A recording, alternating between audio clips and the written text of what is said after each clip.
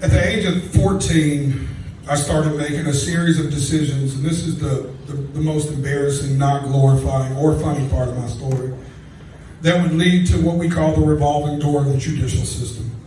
And I spent probably 8.5 out of 10 years in jail. And we call it the revolving door because you go in for a year, you come home for 4 months, you go back in for 16 months, you come home for 6 months. Every time I'd come home, my mother would go, "So when you going back?" Like it was college. And I had my Damascus Road experience, as a Southern Baptist man would say. On May 22nd, 2008, I was at the Correction Corporation of America on Hardin Place. I was doing 18 months day for day for a crime I'm not proud of. I'm not proud of any of them except for the petty weed cases I've got over the years. I'm kind of proud of those. But I think I make Willie proud every time I get cited. But and I remember a guard knocking on my door. One of my outs, I heard I'd got a woman pregnant.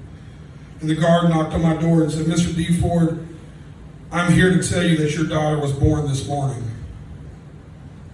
And that was the moment Saul turned to Paul for me. At that moment I said, I want to do whatever I can to not have to do this again. I want to be a good father. I had a great father. I want to be a good man. I want to continue. I want to touch people. I want music to help people the way it helped my mother, the way it helped me. And I came home and I started selling mixtapes out of my trunk and t-shirts. I did everything I could to not resort back to what would take me away from that little girl. Fast forward 14 years, that little asshole just turned 14. She is my best friend in the world. My wife and I have had full custody of her for the last 8 years.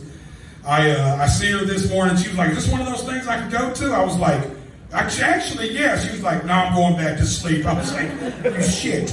But she really is my best friend, and she's been the greatest joy of my whole life.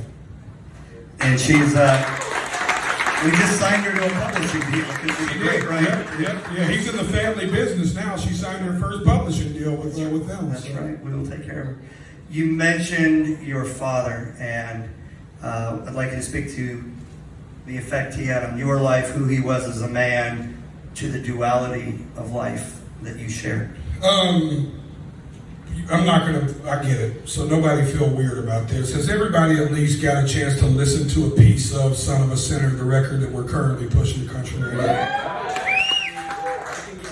That song was written by myself, Ernest, and a friend of mine, 20 years, named David Ray. And it was written about the duality of life that my father taught me himself. My father was a blue-collared, hard-working man. He ran a meat company. He also would book bets on the side. He taught me the hustle of life. This same man would wake up at 4 o'clock in the morning, go bust his ass, unload meat trucks for the family and selling meat.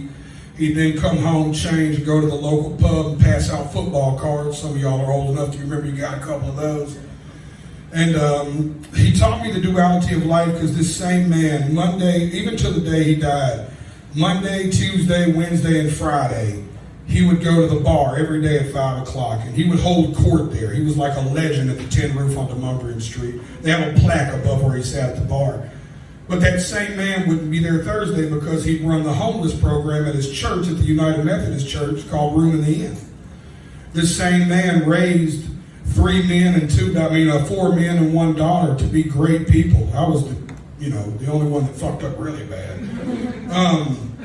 He taught me that duality of life because this same man would go to Pride Week and pass out Jesus Welcomes Everybody at our church flyers. And then he'd go to the closest bar from there and shut it plumb down.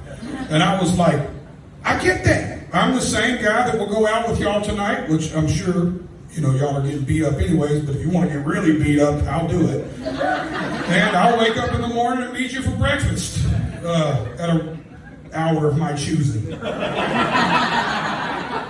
And my father taught me the duality of life and the greatness that I think all of us live somewhere between right and wrong. And we're all kind of known for the place we are and who we are. And as long as you're that same person in every place you go, you'll always be between right and wrong. And I don't think there's anything more right than that. And that's what Son of a Sinner came from. Amen. Amen.